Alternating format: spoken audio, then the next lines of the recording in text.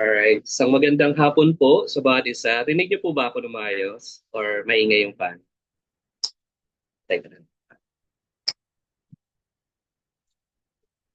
So, good afternoon po sa bawat isa. And of course, sa ating Panginoon po na buhay, na siya pong na kasama natin sa oras pong ito. So, before we start, tayo muna po ay manalangin before we sing and praise the Lord. Let's all pray. Father God in heaven, we thank you, O Lord, for your wonderful grace, O Lord. At maraming salamat po sa inyong presensya, sa inyong banal na Espiritu. Hiniling po namin na kami po ay inyong samahan, gabayan, Panginoong Diyos, mula sa umpisa hanggang huli. Kayo po nawa ang tumanggap ng kapurihan, pasasalamat mula sa amin, Panginoong Diyos. Tunay nga po, Ama, na anuman po ang naisin ninyo, ang kalooban ninyo, siya nawa ang mangyari sa oras po ito. Salamat po. Gabayan niyo pang bawat isa. Ito po ang aming dalangin sa pangalan ng Panginoong Sus. Amen at amen. Pasalamatan po natin Panginoon. Let's give praise.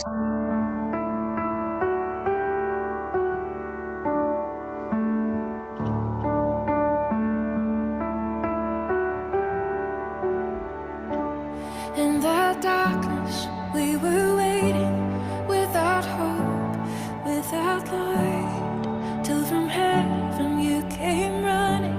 There was mercy in your eyes to fulfill the law and prophets. To a virgin came the word, from a throne of endless glory to a cradle in the dirt.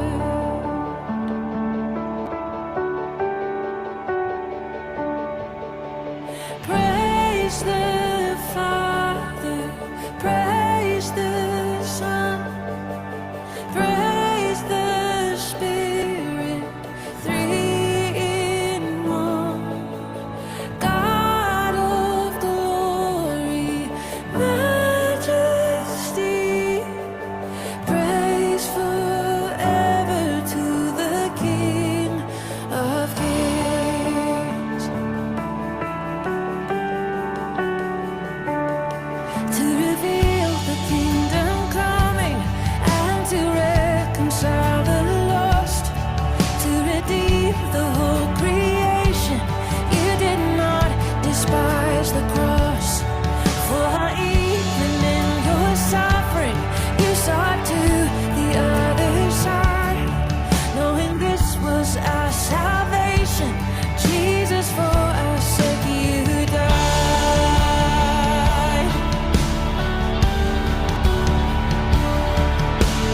Praise the Father, praise the Son, praise the Spirit, three in one.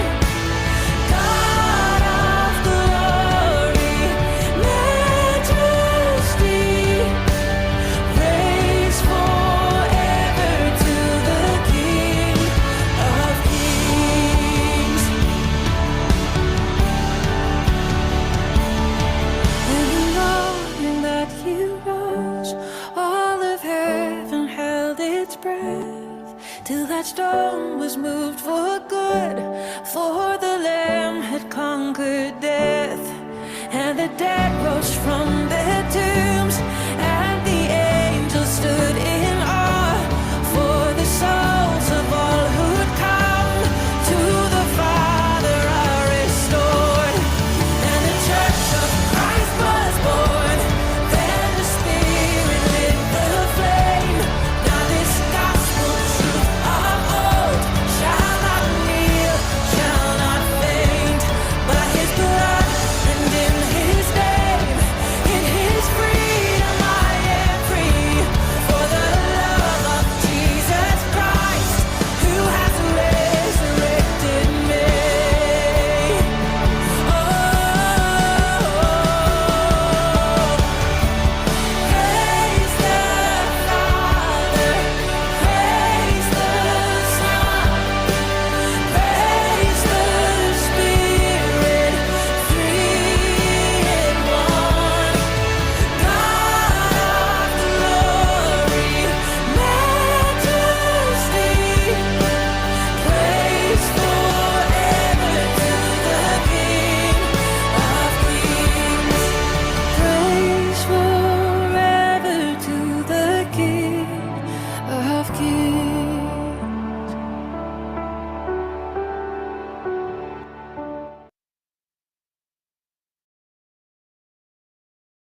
Amen. Palakpakan muna po natin ang Panginoon sa araw pong ito. Praise God. Truly that our Lord, our God is a King of Kings. Ayan. And siya po ang kasama po natin sa oras pong ito. So we have a lot of time. Meron po bang gustong munang magpasalamat po sa Panginoon sa kabutihang ginawa niya po for this week? Ayan. Maybe God has something uh, shown in your life this week that you want to share how God is good, how God is faithful po sa buhay po ninyo. And so that everyone will be encouraged and inspired po. Sino pong gustong unang magpasalamat po?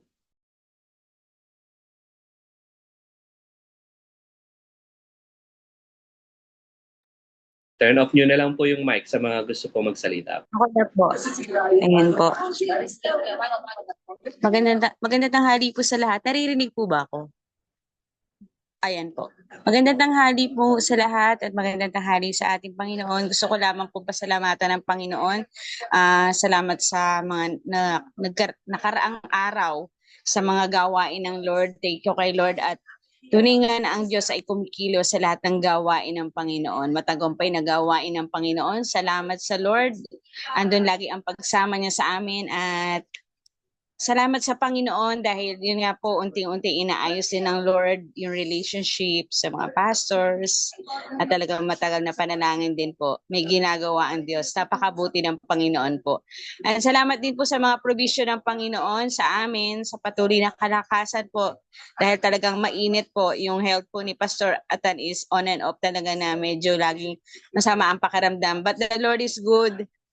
Iniingatan naman po niya ang kanyang health ng Panginoon po. Yun lamang po, thank you kay Lord sa provision, sa kalakasan, at sa dakilang pag-ibig ng Diyos. Salamat po. Yun lamang po, purihin ng Panginoon.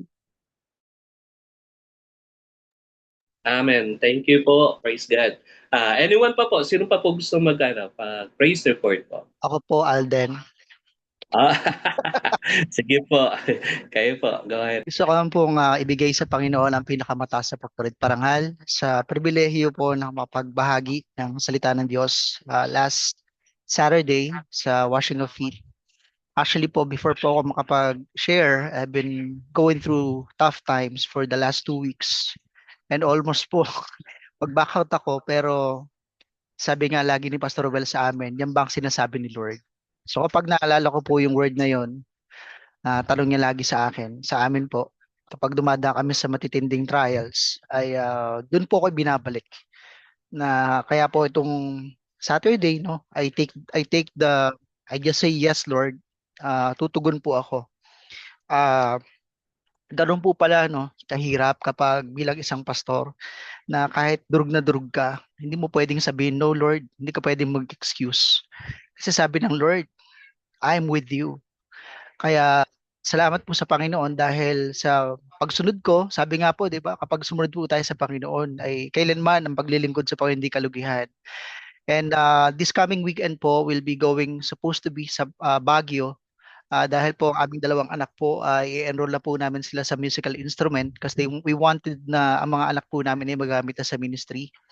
Kaya po sila ay makakasama po nila yung kanilang mga pinsan na mag-aaral po ng musical instrument sa Baguio for 3 weeks po kami supposed to be. But suddenly po kasi kahapon ay namatay po yung lolo ni Pastor Jermaine. Actually ano po yun, kamag-anakan din po nila. But instead po magbabagyo na po kami diretso, dadaan pa po kami ng Pangasinan. Pero I believe this is an opportunity again for us to share the word of God para po sa funeral service. But we'll let the Lord take the lead sa amin pong gagawin. Yun lang po, gusto ko pong i-encourage ang bawat isa, no? Hindi lang mga pastor, even kayo man po ay ano man po yung ating katungkulan sa church, ano man po yung ating ginagampan ng role sa body of Christ. Let us always give our best. In season and out of season, ano man yung lalim ng pinagdadaanan natin. Wag po nating hayaan ang mga sitwasyon na ito ang pumigil upang hindi po tayo magamit ng Panginoon sa kanyang gawain. Kaya ako po ay lubos na nagpapasalamat unang-una sa lahat sa Panginoon. Pangalawa po sa ating mahal na Pastor Ruel na hindi nagsasawa na kami po ay hubugin. Kami po ay encourage sa maraming pagkakataon. Kaya sa Diyos po ang papuri.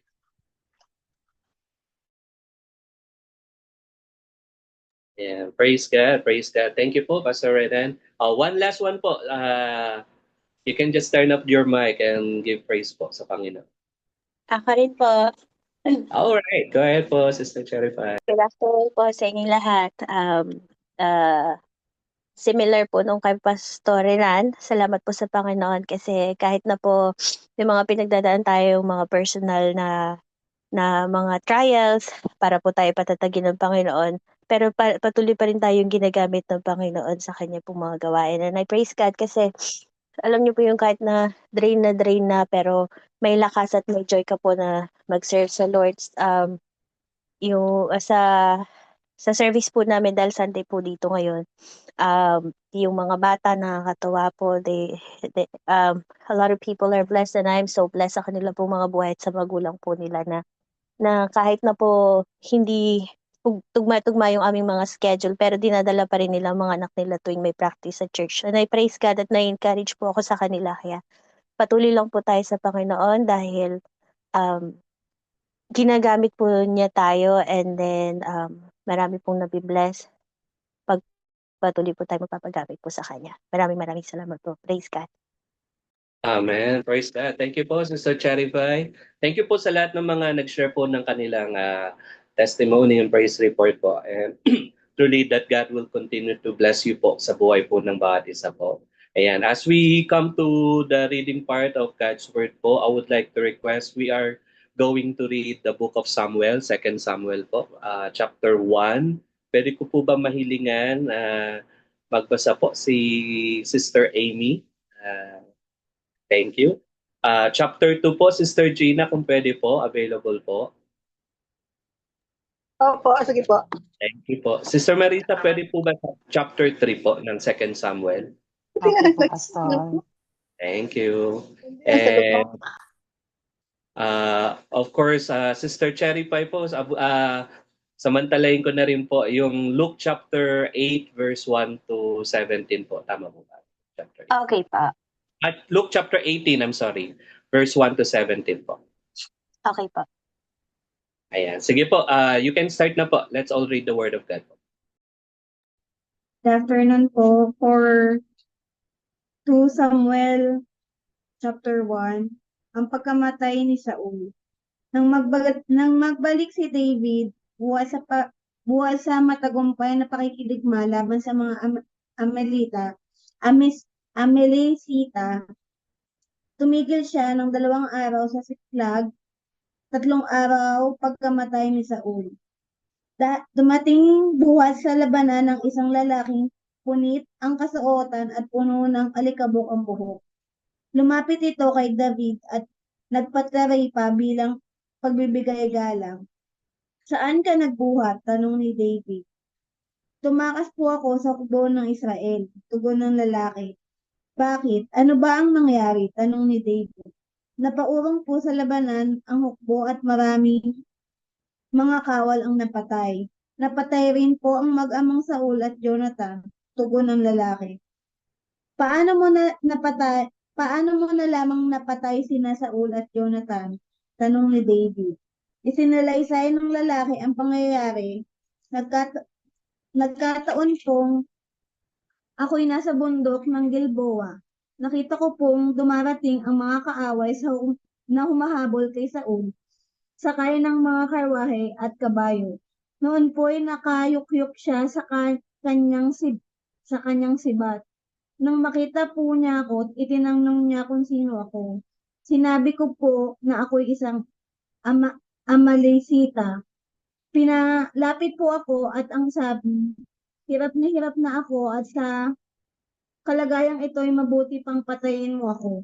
Lumapit po naman ako at pinatay ko nga. Yamang papatayin din lamang siya ng mga dumarating na kaaway. Pagkatapos, kinuha ko ang kanyang korona at palatandaan sa kanyang braso. Heto po, dala ko, Panginoon. Verse 11. Winahak ni David ang kanyang kasuotan bilang tanda ng kalungkutan sa nangyari. gayon din ang ginawa ng mga naroon. Dinagukan nila ang kanilang dibdib at sila'y nanangis.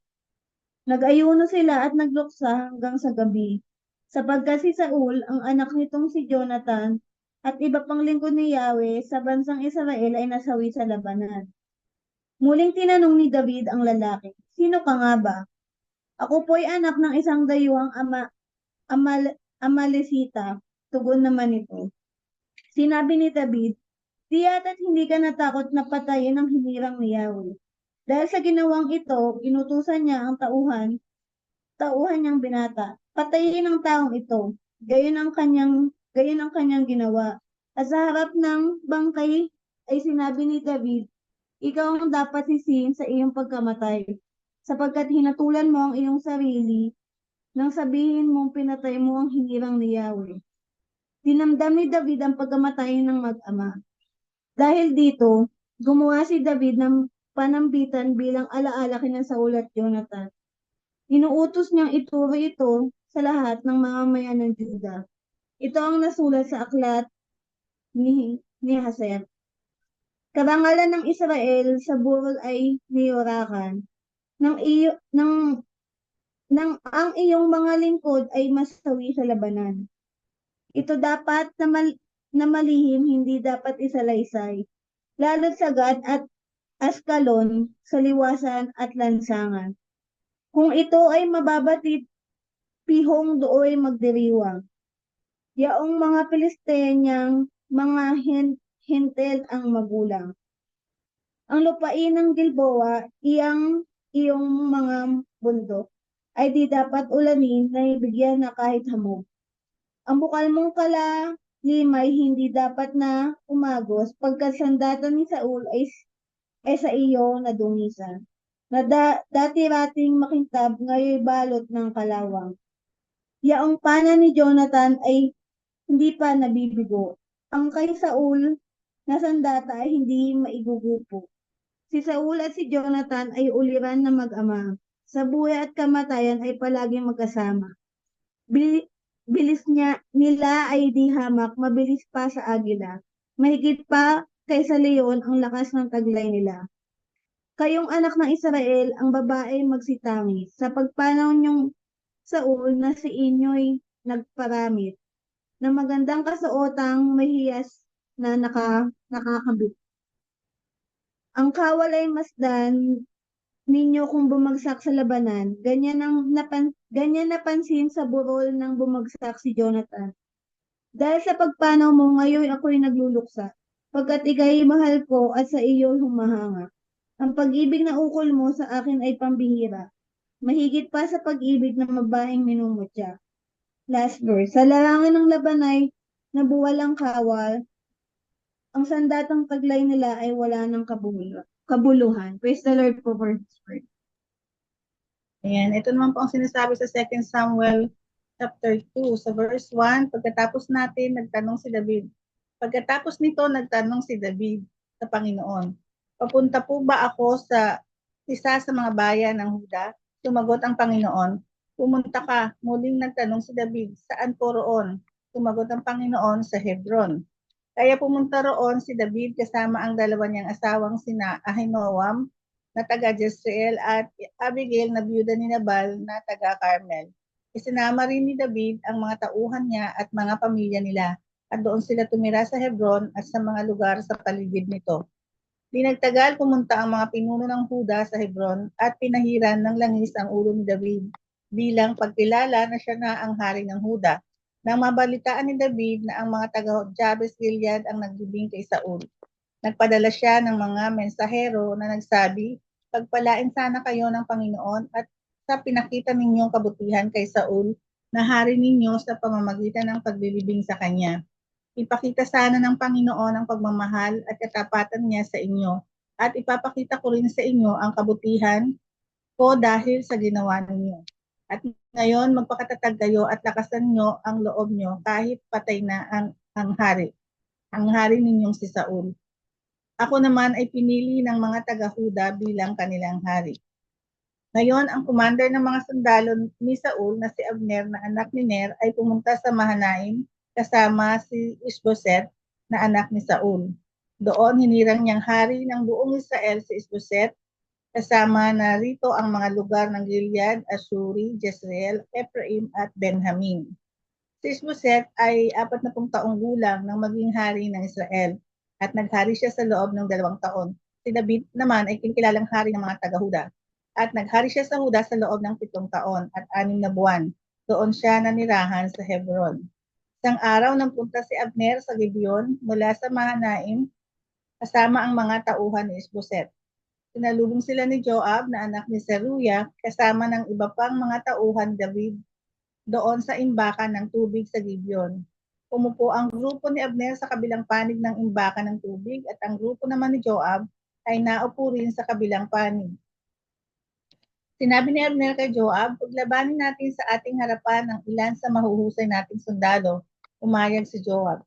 At tumayo ang 12 tauhan at ni Isboset na mula sa lahi ni Benjamin para makipaglaban sa 12 tauhan ni David. Hinawakan nila ang ulo ng isa't isa at nagsaksakan hanggang sa mamatay silang lahat. Kaya tinawag na Helkat Hazurim ang lugar na iyon sa Gibeon. At nagkaroon ng matinding labanan sa pagitan ng dalawang grupo at ng araw na iyon natalo si Abner at ang mga tauhan ng Israel laban sa mga tauhan ni David. Kasama sa labanan ang 3 anak ni Zeruiah na sina Joab, Abishai at Asahel. Mabilis tumakbo si Asahel gaya ng usa at tinabol niya si Abner nang walang lingon-lingon. Nang lumingon si Abner, nakita niya ito at tinanong, ikaw ba yan, Asahel? Tumagot si Asahel, ako nga. Pagkatapos sinabi ni Abner sa kanya, huwag mo na akong habulin. Yung isa na lang sa mga kasama ko ang habulin mo at kunin mo ang kagamitan niya. Pero hindi tumigil si Asahel sa paghabol sa kanya. Muling sinabi ni Abner kay Asahel, tumigil ka sa paghabol sa akin. Huwag mo akong piliting patayin ka. Wala na akong mukhang maihaharap sa kapatid mong si Joab kung papatayin kita. Pero hindi tumigil si Asahel sa paghabol sa kanya, kaya tinusok niya ito ng dulo ng sibat at tumagos ito hanggang sa likod. Bumagsak siya sa lupa at tuluyang namatay. Napahinto ang lahat ng dumadaan sa lugar na kinamatayan ni Asahel. Nang malaman ni Joab at Abishai ang nangyari, hinabol nila si Abner. Papalubog na ang araw nang makarating sila sa burol ng Ama, malapit sa Giya, sa daang papunta sa ilang ng Gibeon. Nagtipon kay Abner sa itaas ng burol ang mga sundalo mula sa lahi ni Benjamin para maghanda sa pakikipaglaban. Sinigawan ni Abner si Joab, itigil na natin ang patayan ito. Hindi mo ba naunawaan na sama lang ng loob ang ibubunga nito? Kailan mo patitigilin ang mga tauhan mo sa paghabol sa aming mga kadugo? Sumagot si Joab, tinitiyak ko sa iyo sa harap ng presensya ng Diyos na buhay, na kung hindi mo yan sinabi, patuloy ko yung hahabulin ng mga tauhan ko hanggang umaga. Kaya pinatunog ni Joab ang trumpeta at ang lahat niyang tauhan ay tumigil sa pagtugis sa mga Israelita at tumigil ang labanan. Buong gabing naglakad si Abner at ang mga tauhan niya sa lambak ng Hordan. Tumawid sila sa ilog ng Hordan at nagpatuloy sa paglalakad buong umaga hanggang sa makarating sila sa Mahanaim. Nang huminto si Joab sa paghabol kay Abner, siya at ang mga tauhan niya ay umuwi na rin.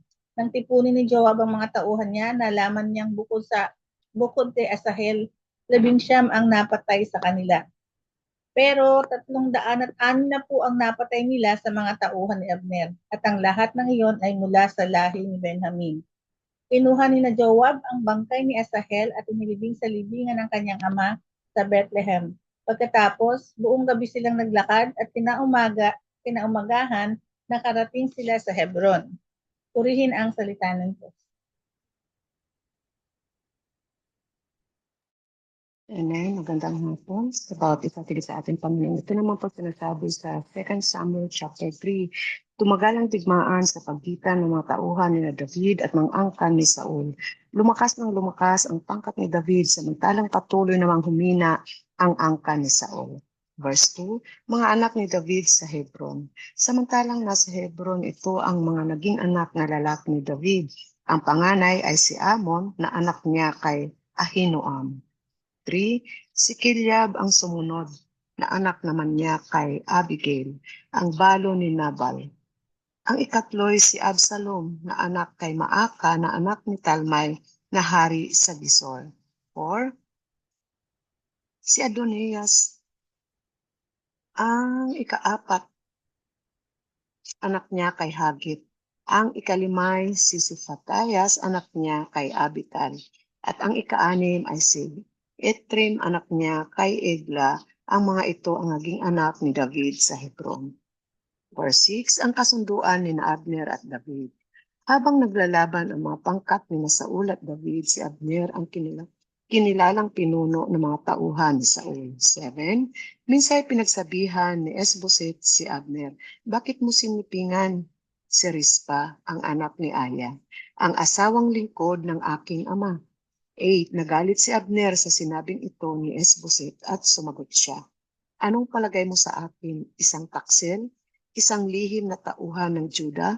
Hanggang sa araw na ito'y tapat ako sa sambahayan ng iyong amang si Saul, sa kanyang mga kapatid at mga kaibigan.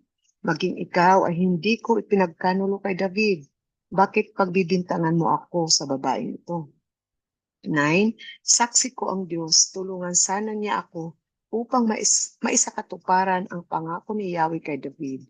Verse 10, na maalis ang kaharian mula sa sambahayan ni Saul at maitatag ang paghahari ni David sa Juda mula sa Dan hanggang Beersheba. 11, hindi nakasagot si Esboset dahil sa takot kay Abner. 12, nagpadala si Abner ng mga sugo kay David sa Hebron at ito ang pinasabi, kanino nga ba ang lupain ito?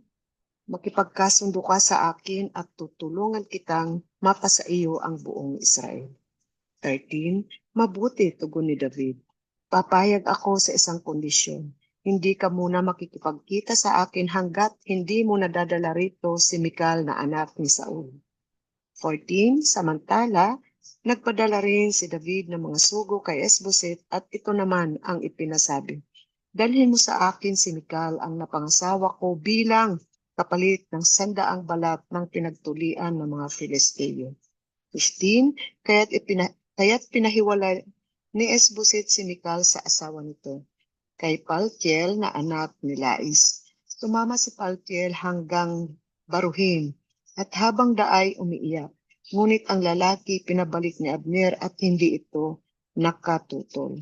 17, nilapitan ni Abner ang pinuno ng Israel at sinabi, matagal nang hinahangad ninyong maging hari si David.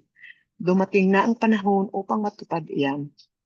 Ganito ang sinabi ni Yahweh tungkol sa kanya. Sa pamamagitan ni David, ililigtas ko ang bansang Israel mula sa kamay ng mga Filisteo at iba pa nilang mga kaaway. 19, kinausap din ni Abner ang lipi ni Benjamin. Pagkatapos, nagpunta siya sa Hebron at sinabi kay David ang pinagkasunduan ng mga Israelita at ng lipi ni Benjamin. Verse 20, nang tanggapin ni David si Abner, may kasama itong 20 tauhan. Hinandugan niya ito ng isang salo-salo. Sinabi ni Abner kay David, ngayon lalakad na ako upang ihandog ng buong buo ang Israel sa inyong kamahalan. Magpapasakop sila sa inyo at maghari kayo sa kanila ayon sa inyong kagustuhan. At mapayapang pinalakad ni David si Abner. Verse 22, pinatay ni Joab si Abner. Pagkaalis ni Abner, dumating naman mula sa pagsalakay ang mga kawal ni David sa pangunguna ni Joab. Napakarami nilang samsam na dala. Nalaman agad ni Joab na si Abner ay nakipagkita sa hari at pinayagan itong umalis ng payapa. 24, pinuntahan agad ni Joab ang hari at sinabi, bakit po ninyo ginawa ito? Naparito na nga. Si Abner ay pinakawalan pa ninyo. Ngayon wala na siya. Hindi ba ninyo kilala si Abner? Naparito siya upang pagtaksilan kayo. Gusto lamang niyang tiktikan ang inyong mga ginagawa. 26, pagkatalikod sa hari, ipinahabol agad ni Joab si Abner. Inabutan nila ito sa may balon ng tubig sa Sira. Hindi alam ni David ang mga nangyayaring iyon.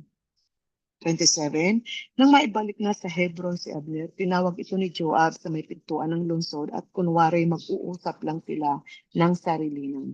Dito niya isinagawa ang paghihiganti sa pagkamatay ng kapatid niyang si Asahel.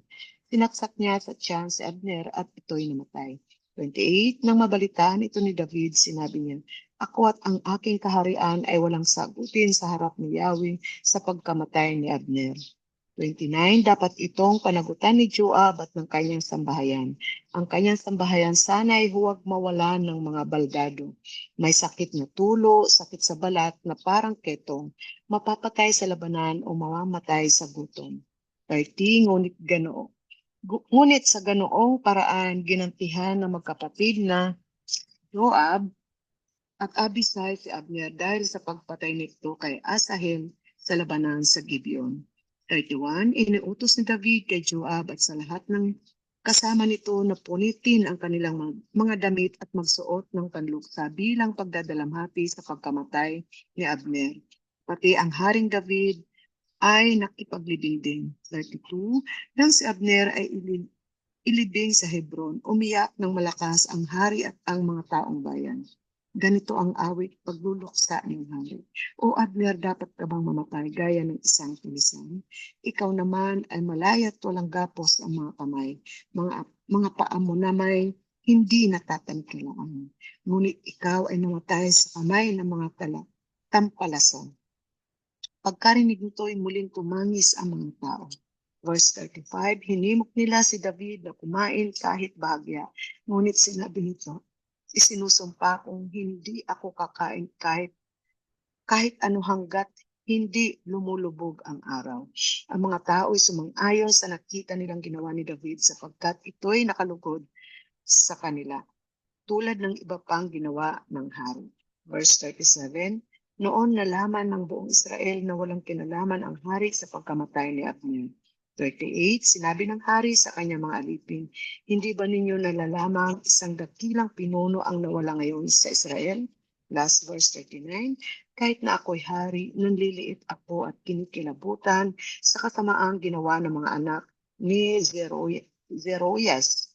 Hindi ito maaatin ng aking kalooban. Parusahan nawa sila ni Yahweh. Amen. Pagpala ng Panginoon kayo mga banal na salita. Luke 18, verses 1 to 17. Parable of the persistent widow.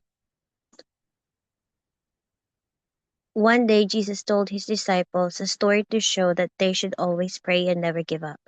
There was a judge in a certain city, he said, who neither feared God nor cared about people.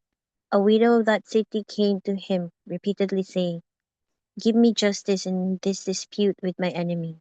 The judge ignored her for a while, but finally he said to himself, I don't fear God or care about people, but this woman is driving me crazy. I'm going to see that she gets justice because she is wearing me out with her constant request. Verse 6. Then the Lord said, learn a lesson from this unjust judge.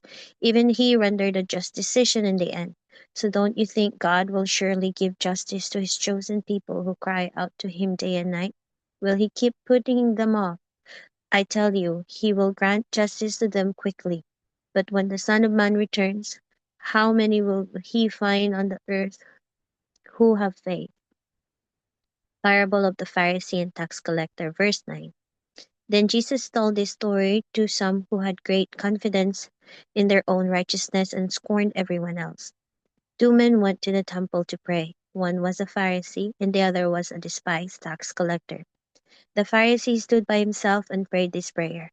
I thank you, God, that I am not like other people, cheaters, sinners, adulterers. I'm certainly not like that tax collector. I fast twice a week, and I give you a tenth of my income. But the tax collector stood at a distance and dared not even lift his eyes to heaven as he prayed. Instead, he beat his chest in sorrow, saying, O God, be merciful to me, for I am a sinner. I tell you, this sinner, not the Pharisee, returned home justified before God. For those who exalt themselves will be humbled, and those who humble themselves will be exalted. Jesus blesses the children. Verse 15. One day some parents brought their little children to Jesus so he could touch and bless them. But when the disciples saw this, they scolded the parents for bothering him. Then Jesus called for the children and said to the disciples, let the children come to me. Don't stop them, for the kingdom of God belongs to those who are like these children. Verse 17, last verse. I tell you the truth, anyone who doesn't receive the kingdom of God like a child will never enter it. Praise God for his words. Amen. Amen. Praise God. Nagustuhan niyo po ba yung binasa natin? Amen. So, napakaganda po ng ating pong binasa at lalo po ngayon, nalalapit po ang eleksyon. Marami pong kanya-kanyang dito, pananaw at kanya-kanyang gusto, kanya-kanyang uh, dito, mungkahi kung sino yung gusto nilang piliin na mga mamumuno sa ating sa ating bansa po. Yan. Pero ito po, I think, ito po ay magandang example po or mensahe ng Diyos sa atin ngayon na magkaroon po tayo ng matuwid na leader at makikita po natin ito sa binasa po natin mula po sa aklat ng Samuel po. Na sino po dito sa inyo ang meron ng katampuhan minsan? Ayan. Or nagkaroon ng katampuhan, tapos yung ikaw naman, dumating naman sa time mo na parang puro pangit naman na yung sinasabi mo sa kanya kasi nga galit ka, di ba? So parang wala ka nang nakikita maganda, di ba? Lalo naman din kapag sa, naririnig niyo po ba ako, no? Malinaw po ba? So paano naman pag sa work, sa trabaho, o sa ministry, yung may mga pagkakataon na may mga leader tayo sa itaas. Tapos, may mga pagkakataon na hindi natin gusto yung ginagawa ng mga leader natin. O minsan parang pine-personal na ako nito Parang parang puro ako na lang yung pinagbibintangan, ako na lang laging nasisisi. Ayan. Tapos, ikaw naman, Kristiyano ka,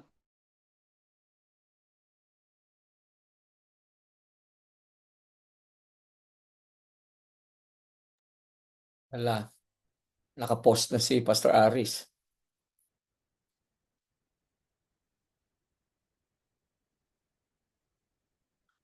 Na ano yung ano niya? Magte-take over si Pastor Renan. Baka nag-brown out sa kanila, Pastor. Baka. Kaya magte-take over si Pastor Renan.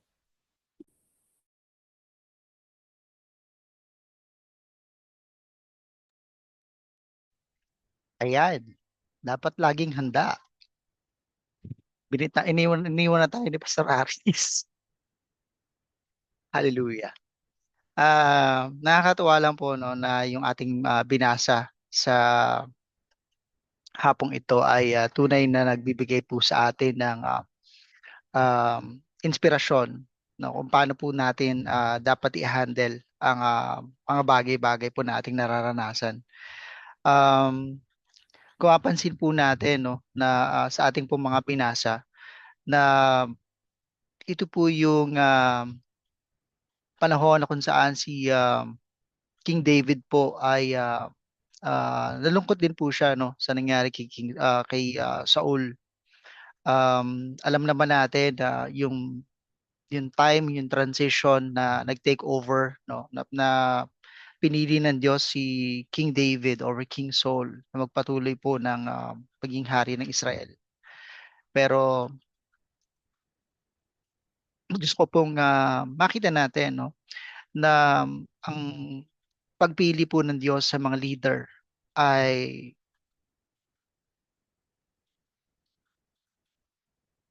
hindi po tinitignan ng Panginoon kung ano yung ating nakaraan.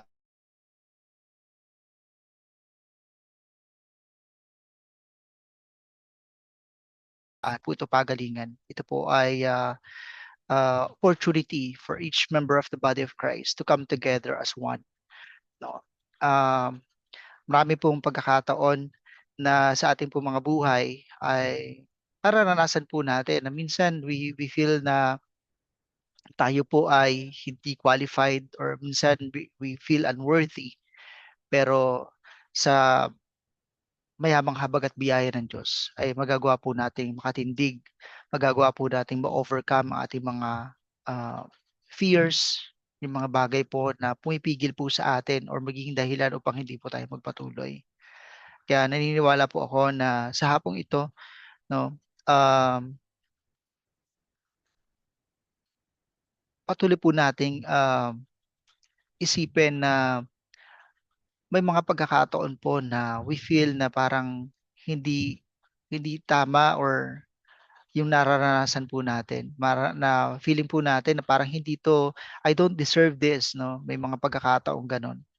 Pero tandaan po natin na sa isang sitwasyon, sa isang relasyon, lagi pong may dalawang side ng story. Minsan hindi lang po, yung sabi nga ni Pastor Aris, no, kapag tayo po yung nasasaktan, minsan the only thing that we can see is the negative side of that person. But it's actually a good opportunity as well for us to revisit yung ating pong sarili. Kasi hindi po natin pwedeng, hindi po tayo pwedeng magpanggap sa kung anong klase din na paglilingkod meron tayo. So, ang bawat isa po, sabi nga kapag ang nalalagay tayo sa isang sitwasyon where our character are being tested, when our negative things yung ating po mga negatibong, syempre may mga pag-uugali pa po tayo, no, na unti-unti pang binabago ng Panginoon. Alam niyo po, kapag na-expose ng Panginoon ang mga negatibong bagay sa ating mga buhay, ito po ay pagpapakita ng pagmamahal ng Diyos. Dahil kapag po tayo ay natututo, no, sa koreksyon ng Panginoon, kapag tayo po ay nagpapasubmit sa koreksyon ng Panginoon, dito po tayo lalago, dito po tayo magmamature. Kaya po kapag tayo po ay nakokorek, kapag tayo po ay napagsasabihan, huwag po tayong sasama ang loob. Kasi ang mga tao po na ginagamit ng Panginoon para po tayo i-correct, para po tayo ituwid, para po tayo ay mabago, ay pagpapakita po ito ng pagmamahal sa atin. Kaya sa ministry po, dito po natin makikita ang lalim ng totoong paglilingkod. Kapag tayo po ay how we respond on the situation when we are being put into when the spotlight are being put on us, no? Ako po personally, nabanggit ko nga po kanina, I've been going through tough times for the past 2 weeks, no? Maraming bagay po na pinadana sa akin ng Panginoon. Maraming bagay pong realization, maraming bagay na parang napagod ako, maraming excuses, no? Hindi po tayo mawawalan ng excuses sa paglilingkod sa Panginoon. Minsan, ayaw lang kasi nating tanggapin na, oo, totoo yung sinasabi ng Lord. Ito yung sinasabi ng Lord, nagbibingi-bingi lang tayo. Pero kung tati pong nanamnamin ang ating pong pinag-aaralan sa araw-araw, kung atin pong ida-digest sa ating pong kaisipan, sa ating puso, ito yung totoong sinasabi ng Diyos. Hindi ka pwedeng maglingkod sa Panginoon na meron kang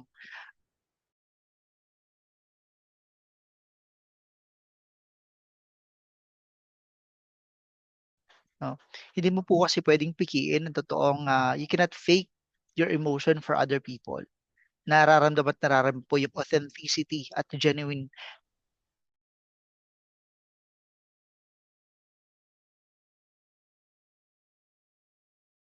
kang pastor. Sabi niya, meron daw good side and bad side ang pagiging walang masamang tinapay. Si Pastor Well po ay isang tao na nakilala ko na wala pong masamang tinapay sa kanya. Na kahit po ginawan siya ng masama, nagawan siya ng mga bagay na masakit para sa kanya, hindi po namin nakita siya o naringgan na gusto niyang gumanti or nagkapagsalita siya ng negative thoughts para sa isang tao. No? Lagi po niyang sinasabi sa amin na kung tayo man ay kailangan natin ng grace galing sa Panginoon. Kailangan din ng grace sa mga tao na ito na nakapanakit sa atin. So lahat po tayo kailangan pong lumago. Kasi kung tayo po ay matagal ng Kristyano pero hindi po tayo nababago, there's something wrong. Pero kung tayo po ay totoong nagmamahal sa Diyos, kung tayo po ay totoong lingkod ng Diyos, at kung tayo po ay totoong Christ-like or living a Christ-like living, no? Hindi po tayo matatakot na harapin ang reality na minsan kailangan din po nating magpakumbaba. Kaya po inaalaw ng Lord ang humility, madaanan po natin. The more po tayo lumalalim sa Panginoon, the more po tayong i-humble.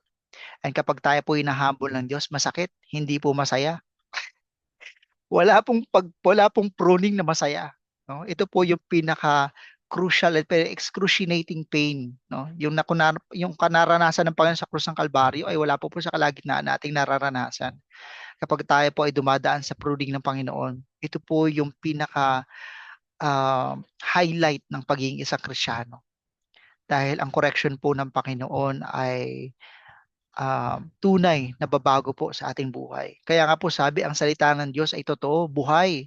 Dahil sa tuwing tayo po ay nag-aaral ng salita ng Diyos, dun po natin makikita ang totohanan na tayo po ay malayo pa. Marami pong dapat baguhin ng Panginoon. Kaya nga po sa tuwing ako personally ay nabibigyan ng pribileho ng Panginoon na makapaglingkod sa Kanya, I always strive for excellence. Dahil naniniwala po ako na bagamat ako po ay imperfect person, marami pong dapat pang baguhin ng Panginoon sa akin, pero hindi po yun dahilan para hindi ko maibigay ang pinakamainam na paglilingkod sa Panginoon. Kaya po sa hapong ito, naniniwala po ako na this is about time for us to self-reflect. Ano pa po ba yung mga bagay na dapat baguhin ng Diyos sa atin? Paano ba tayo dapat mag-respond sa correction ng Diyos? Dapat po ba magtampo tayo sa Lord? Dapat po ba magalit tayo sa mga tao na nagiging dahilan para ma-expose po ang mga negatibong bagay sa atin? It is about you and God. This afternoon, let us take time na makita po natin ang totoong kalalagayan natin sa harapan ng Diyos. At sa hapon po ito, alam ko marami pa po ang merong mga rema words, no, na nakita sa pag-aaral po natin. I'm giving the remaining time po sa mga gusto pa po mag-exhort. Parang gusto po mag-exhort ni Pastora Grace.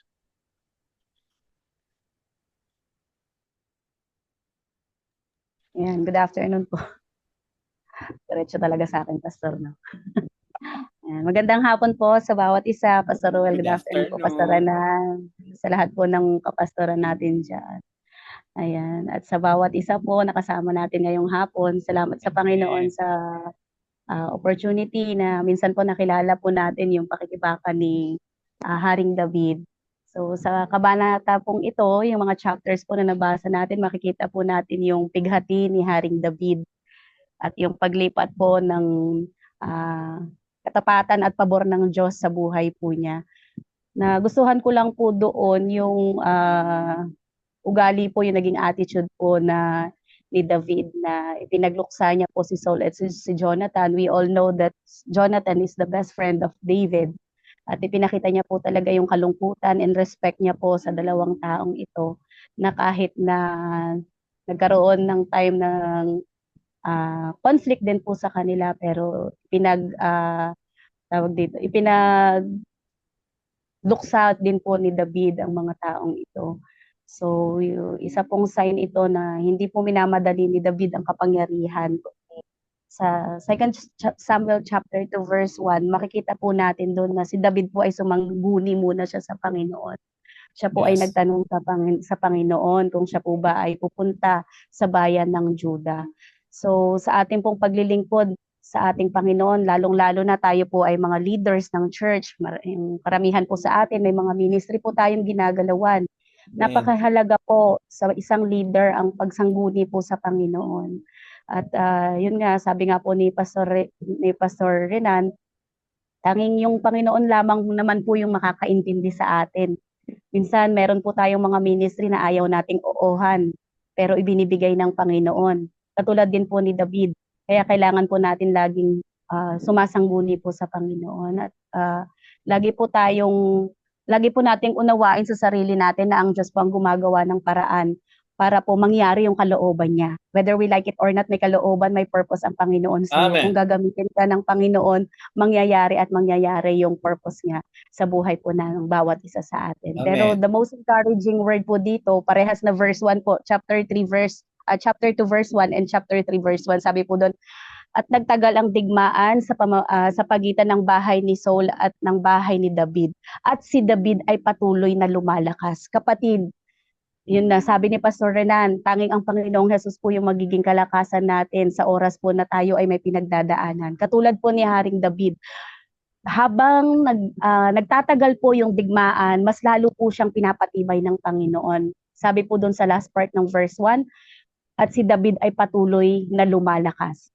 the more we face trials and battles in our lives, mas lalo po tayong palalakasin ng ating Panginoon, katulad po ni Haring David. So kailangan lamang po natin is doon po sa Luke, bumalik tayo sa Panginoon ng bilang may pusong mga bata. Di ba po, pinagbawalan ng mga disipulo yung mga batang lumapit sa Panginoong Jesus. Pero ano po yung tugon ng ating Panginoong Jesus? Hayaan mo sila, sila ay nagmamay-ari ng aking kaharian. They are the inheritance of the kingdom of God. So sa panahon po na tayo ay humaharap ng trials and battles po sa ating mga personal na buhay, sa ating mga ministry, magtiwala po tayo sa Panginoon dahil ang Panginoon Amen. po ay nagbibigay ng lakas sa atin at tamang panahon para mapagtagumpayan po ang lahat ng bagay na Amen. ating po Amen. pinagdadaan. Yun lamang po, tayo po ay magpalakasan lagi sa isa't isa at binabalik ko po ang pinakamataas na papuri sa Panginoon. Yes, hallelujah. Amen. Praise God. Salamat, Amen. Amen. Grace. Parang gusto nating marinig si Pastor Julius. Medyo matagal-tagal na nating hindi narinig ang tinig ni Pastor Julius. Pastor Julius, pwede po ba? Kahit 2 minutes? Pastor? Magandang hapon po. Pasensya na po, salamat sa Panginoon at ako'y kabahagi muli sa POG. Salamat sa Diyos sa pag-iingat sa mga pinagdaraanan na mga pagsubok, mga problema. Ay alam ko na ang Diyos ang siyang kasama natin. Titiwala lang ako sa Panginoon na siyang may magagawa, ako walang magagawa. May Hallelujah. magagawa siya, ako walang magagawa. Siya lamang aking pinagkakatiwalaan. Katulad ni David, alam ko na ang lakas ng Panginoon ng kanyang kalakasan. Ang kapangyarihan ng Panginoon, ang kanyang kapangyarihan. Kaya napapagtagumpayan niya yung mga bagay na dumating sa kanya dahil sa biyaya ng Panginoon. Sa Amen. kanya, hindi dahil sa kanyang sariling kalakasan, hindi dahil sa kanyang sariling, kung meron ba siyang talent, kung may mga tauhan, hindi dahil doon. Kundi ito'y dahil sa kabutihan at biyaya ng Diyos sa kanyang buhay. Wala akong may haharap ng magandang bagay na sa akin, kundi ang Diyos lamang. Walang bagay na makikita na karapat-dapat sa akin, kundi ang Diyos lamang ang nagiging nagpapabuti ng paningin sa tao. At salamat sa Diyos. Nabigla ako Pastore na talaga. Pero salamat po sa Panginoon at muli sa Diyos ko po binabalik lahat ng papuri. Sa susunod Amen. lang po yung iba. Hallelujah. Praise God. Siyempre po, hindi natin papayagan na hindi po natin marinig ang exhortation po nating mahal na Pastor Roel. Go ahead po. Hallelujah. Purihin po ang ating Diyos. Para kay Pastor Julius, Miss Danaka. Hallelujah. Sa ating po mga kapatid ay gusto ko lang po ipakita mga kapatid kasi nakita natin na si Haring David ay inanoint as king. Unang-una sa Juda. Nung namatay si Haring Saul, yung anak niya na si Ishbosheth ay inanoint din sa Israel. So parang nakita natin doon na parang hindi naman natin masyado napapansin si Ishmobeth. Pero kung titingnan natin mga kapatid, kagaya po ng mga hari sa pagano nung time na yon, mayroong succession because of affinity. Pero makita natin, si David, siya po ay hinirang na hari ng tao. Pero si Ishbosheth, siya po ay hinirang na hari ng commander ng army. So, mapapansin natin, ito pa lang mga kapatid, malaki na yung kaibahan. Kapag nasa kalooban tayo ng Panginoon, mga minamahal, ay ang tao, makikita yon. Makikita ng tao yon. Hindi mo kailangan ipaglaban. Hindi mo kailangan na ikaw ay makipagtunggali. Ipapakita ng Panginoon yon. Ipapakita ng Panginoon yon, mga kapatid.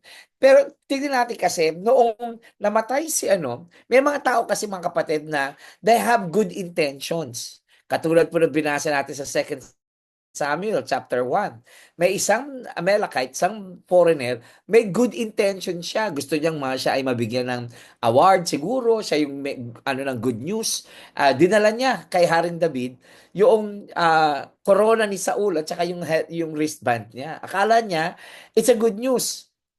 Pero kasi may mga tao mga kapatid na yung kanilang good intention ay nagiging grim, nagiging madilim na pangyayari. Bakit? Tanong niyo po sa akin bakit? Bakit po?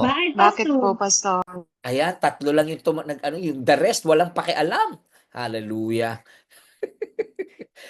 hindi ko hindi ko naririnig yung taga New Jersey eh. Baka, ayan nga, talagang wala tayong narinig. Anyway, ang reason po doon mga kapatid, kapag walang ayun ay may pasyente, hallelujah. Pasensya na po. Ang good intention nagiging hindi good ang lalabas kapag walang in-depth understanding.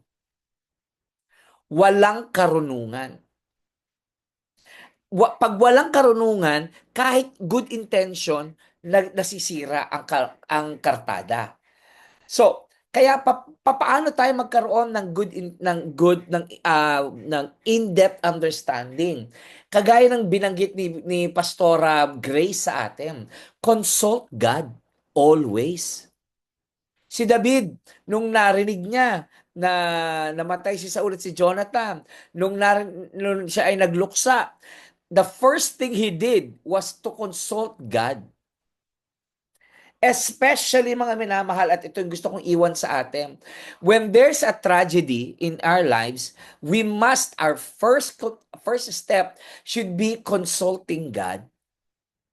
Narinig natin, may pinagdaanan si Pastor Renan, 2 weeks. Sana nakalagpas na siya sa daanan na yon at hindi siya naghumimpil. No? Sana dumaan siya lang at hindi siya nagpark doon. We need to consult God all the time, mga kapatid. Kasi kahit na alam mo na yung gagawin mo, kahit may good intention, when there's revenge and when there is maling gawain, katulad ng nangyari sa 2 Samuel chapter 3, lahat ng plano natin, lahat ng unity na derail. Nagkakaroon ng tinatawag na pagpigil. No? Hindi natutuloy. Kasi nga walang consultation sa Panginoon. And I pray sa ating pong pananalangin ngayon is, yes, kahit na minsan nakakatamad, nakakaantok, alauna kasi, kakakain lang, nakakaantok, is always consult the Lord. Especially kapag may mga nangyayari sa ating buhay, always consult the Lord. Pagpalain tayo ng Panginoon. Praise the Lord. Tayo Amen. busog na kung ito. No? Wapo na ang ating pong narinig na mensahe sa hapong ito ay maitanim sa pinakamatabang bahagi ng ating puso. Dahil sa lahat po ng pagkakataon at sa lahat po ng sitwasyon, ito pong ating pinag-aaralan sa PLG, no? Especially po dun sa mga been here for 5 years. Every year po, yun din binabasa natin. Pero every year po, iba-iba din po ang revelation ng Panginoon. Pero ang key elements po dito is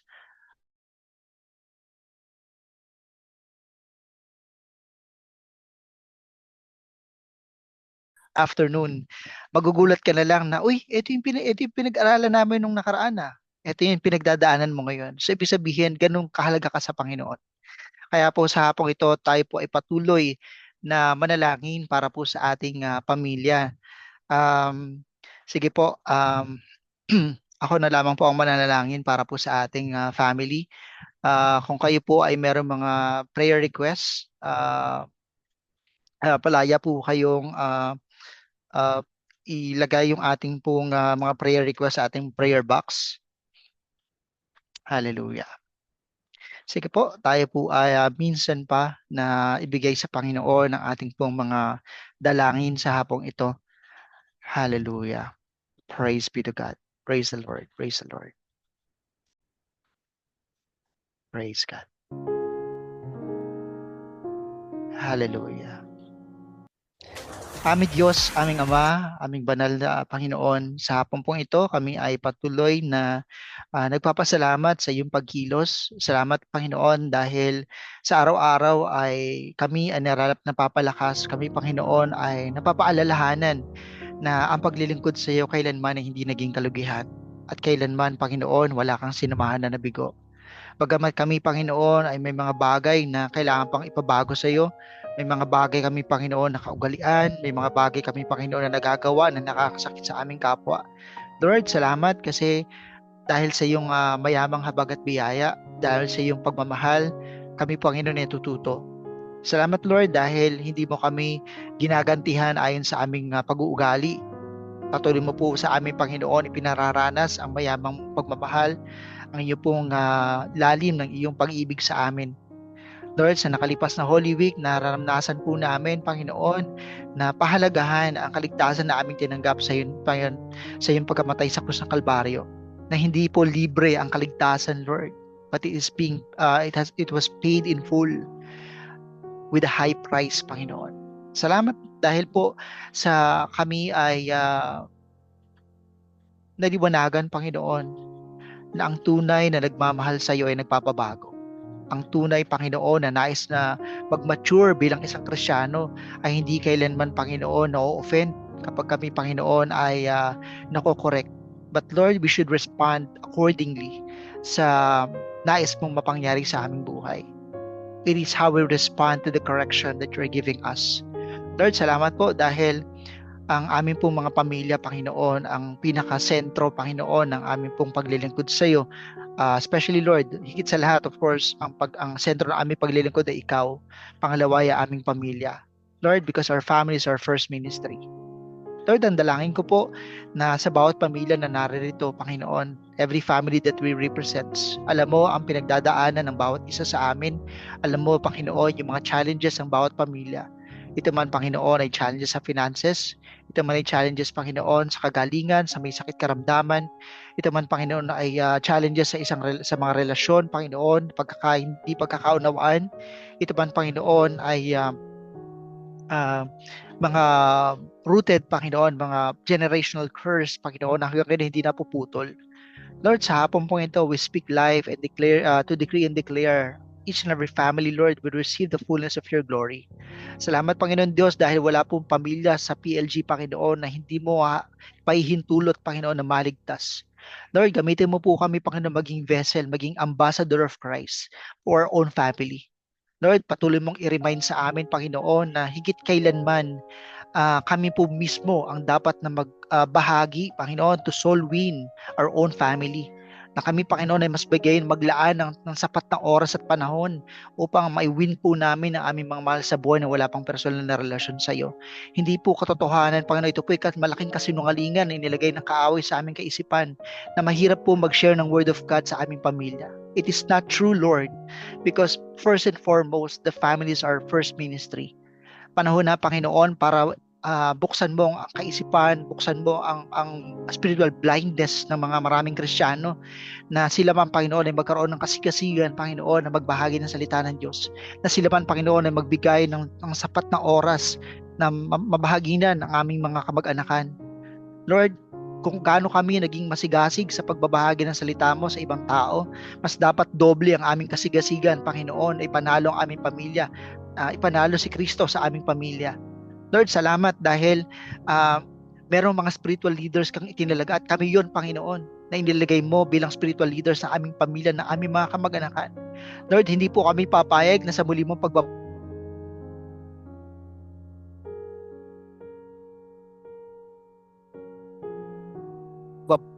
na kami, Panginoon, ay hindi mo patahimikin dahil ang aming pamilya, Panginoon, ang pinakamahalaga na maligtas, Lord, bago ka bumalik.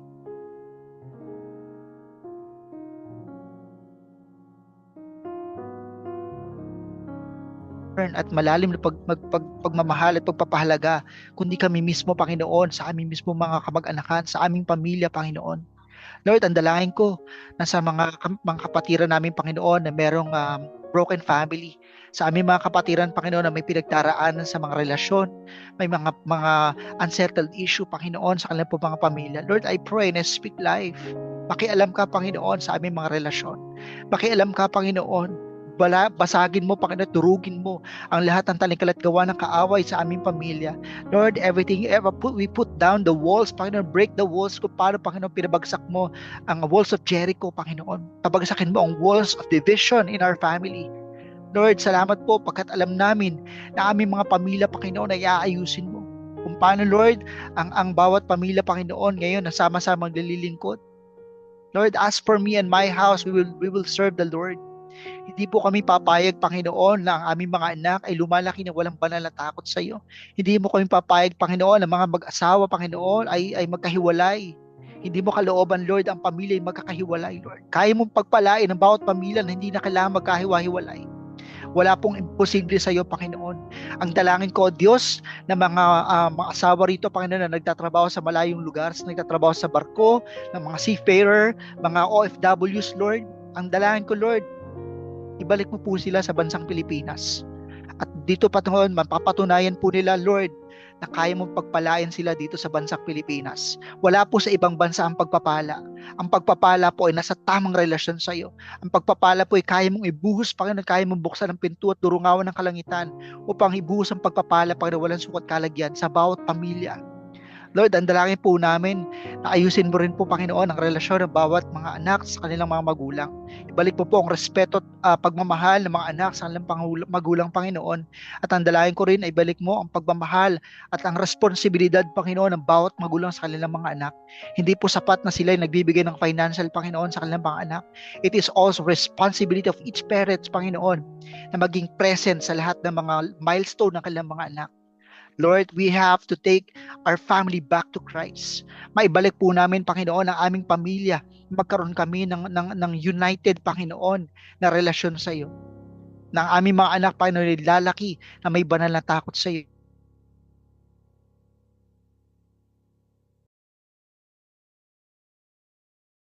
Lord, na ang anointing at ang blessing na amin pong tinanggap bilang mga magulang will become double to the next generation.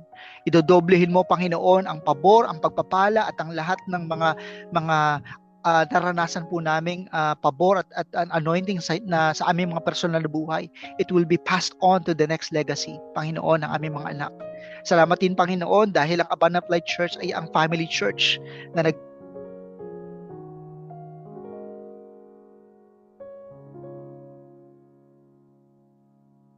we may not be related with blood and flesh, Panginoon, but we are united as one family under the banner of our Lord Jesus Christ. Even, Father God, sa body of Christ, Panginoon, nakasama po namin ang UCC, Panginoon, ang church po ng aming pong Mendoza family sa Canada. Lord, kaya po rin po nilang maranasan ang pagkilos mo sa kanila po mga iglesia. Salamat, Panginoon, sa buhay ng bawat isa po sa amin na naglaan ng oras sa araw-araw. Salamat din, Panginoon, dahil sa kabila po ng mga pagsubok na kami pong pinagtatagumpay, patuloy na pagtatagumpayan, Panginoon, dahil lang naman po yan sa iyong mayamang kagbag at biyaya. Salamat din, Panginoon, sa buhay po ni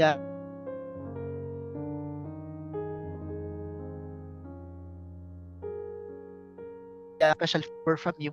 Not only favor from men, even the special favor from men, Panginoon, ang doktor na magpapaanak sa kanya, ang ospital, Panginoon, kung siya manganganak, ang mga provision mo, Panginoon, even the medical equipment na gagamitin sa kanya, Panginoon, even, Panginoon, sa mga karayom,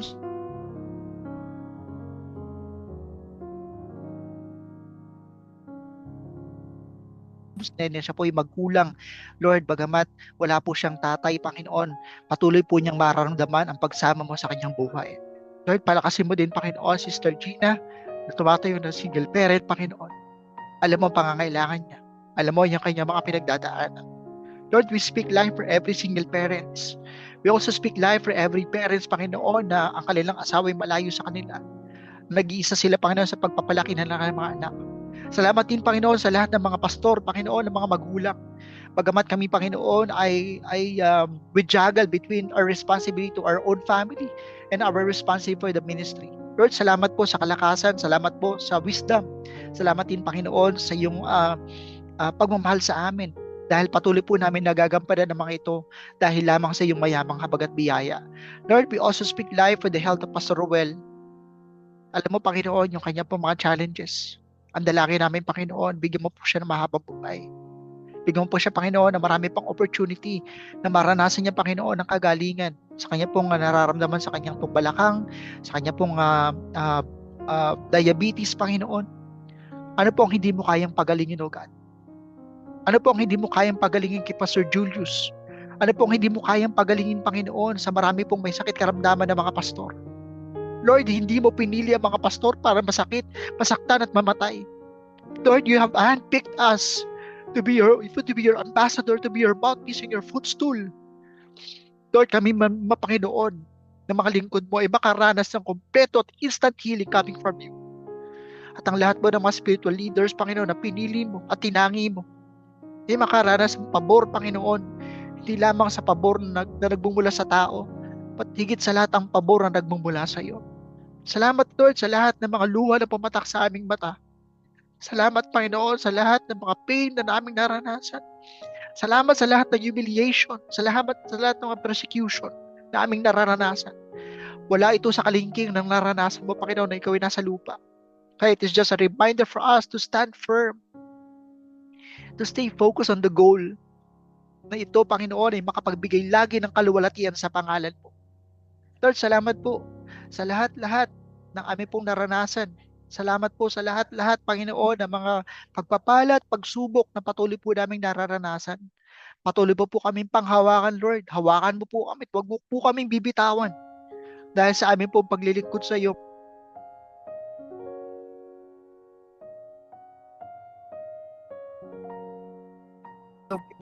hindi mo pinaranas sa amin na kami po ay nag-iisa. Patuloy mo pong kami pinaparamdam sa amin, Lord, na mahal mo po kami. Ikaw ang una nagmahal sa amin. Kaya Lord, hanggang sa huling pintig ng aming puso at hanggang sa huling hininga ng aming buhay, loobin mo, Panginoon, na kami masumpungan mong tapat na naglilingkod sa iyo hanggang sa muli mong pagbabalik. I speak life for all pastors that is here. I speak life for all the widows. I speak life for all the senior citizen. I speak life, Lord, for all parents, Panginoon, na in the verge, Panginoon, in the edge, Panginoon, na sila po ay gusto nang mag-give up. Lord, salamat. Dahil hindi mo po ipahihiya ang pangalan mo sa aming mga buhay. Minsan pa, Panginoon, allow our lives to be used for your glory. Allow our lives, Lord, to become an instrument to touch other people's lives. Hayaan mo, Panginoon, na sa mga susunod na araw, makapagdaan na kami, Panginoon, na mas maraming oras sa soul win, Panginoon, na marami pang kaluluwa at madala sa paanan mo, Panginoon. Lord, we don't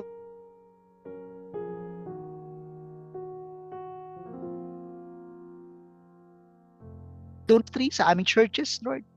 Patuloy, Lord, na ayusin mo ang lahat ng relasyon ng bawat isa sa amin. At minsan pa, Ama, sa hapong ito, pagpalain mo po si Pastor Aris na nagkaroon ng challenges, Lord, sa kanya pong power electricity. But Lord, we believe, Father God, na kanyang desire na maglingkod sa iyo sa hapong ito ay iyo pong ino-honor. Salamat, Lord, sa lahat po ng mga susunod pang PLG leaders in the coming days. Bless them exceedingly abundantly. Lord, we entrust everything to you. Sa iyo po namin na maingat ay binabalik ang lahat ng papurit parangal sa matabi sa pangalan ng Panginoong Jesus. Ang lahat po na nagmamahal sa Diyos ay magsabi ng Amen and Amen. Amen. Amen. Praise be to God. Hallelujah. Amen. Hallelujah. Amen. Ayan. Ito po ay dadako na sa ating pong final benediction. Sabay-sabay po nating banggitin ang final benediction in Tagalog in 1, 2, 3. Ang ating mabuting Diyos, siyang mag-iingat sa iyo at sa amin. Hanggang sa nating pagtitipon, siya rin ang sasalubong sa iyo, mabubuting kapalaran. Sundan ka ng kabutihan, kawan, pagpalain tayo ng Panginoon, Shalom, shalom. Amen.